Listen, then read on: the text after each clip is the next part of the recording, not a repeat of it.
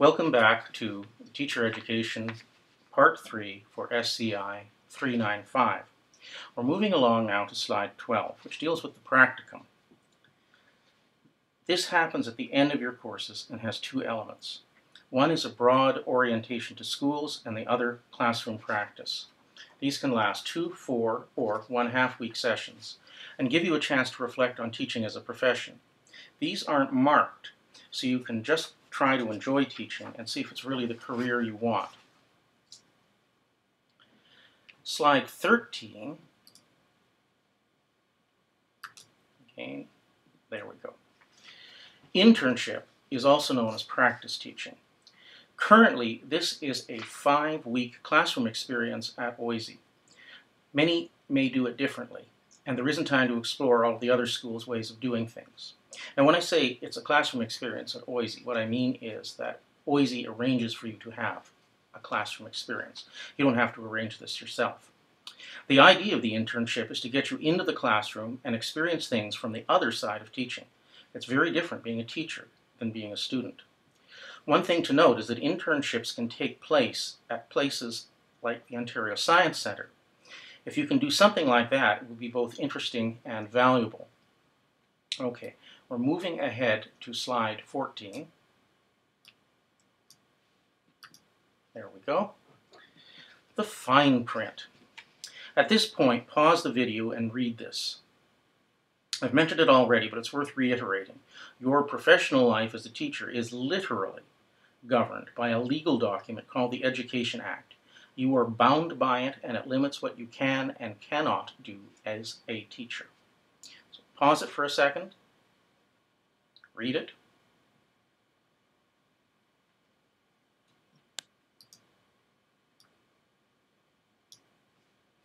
Okay, I'll assume that you've read it and we'll resume.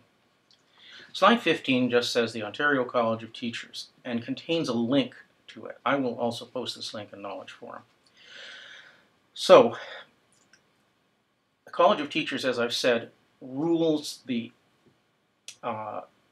education in Ontario, or at least the working lives of teachers. It sets the standards and so forth. And what you need to do here is to pause the video and spend a couple of minutes exploring the College of Teachers website. So pause the video. I'll move on to the next slide while you're doing so. Spend a few minutes on this because it's actually worth doing.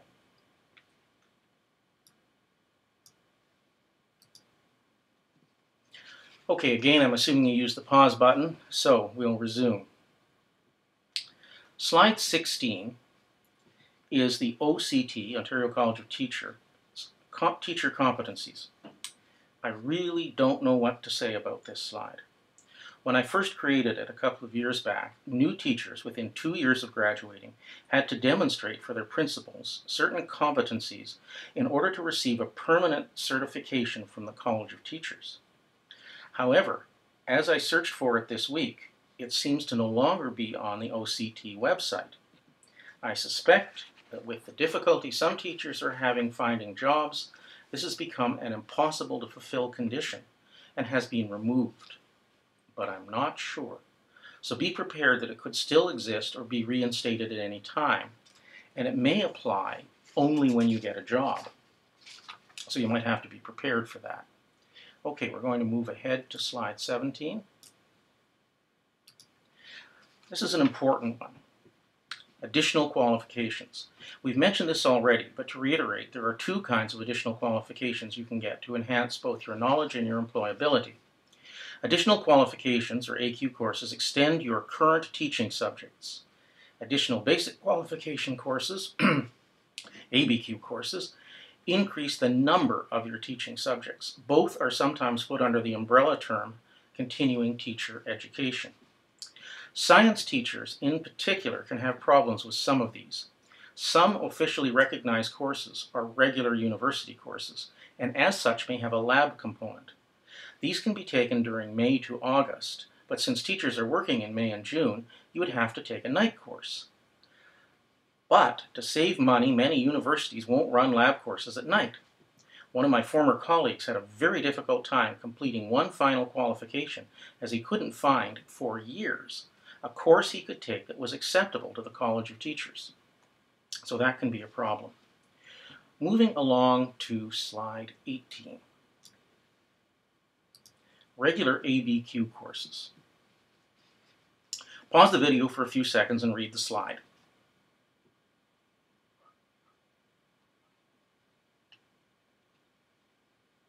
Okay, we're back. The big thing to know about ABQ courses is that because you're getting an entirely new qualification, they usually run at least 3 sessions. If you're taking them at summer school, that's 3 summers. However, many are available online now, so that can make things much more convenient. There are ABQ courses for almost every subject, so you have lots of choice. Now moving on to slide 19, regular AQ courses.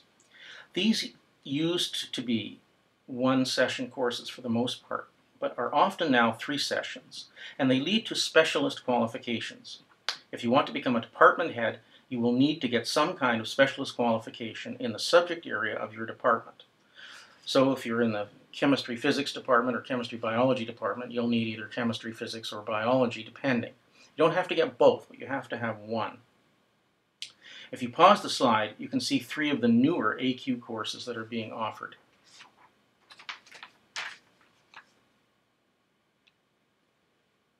Okay, we're back again,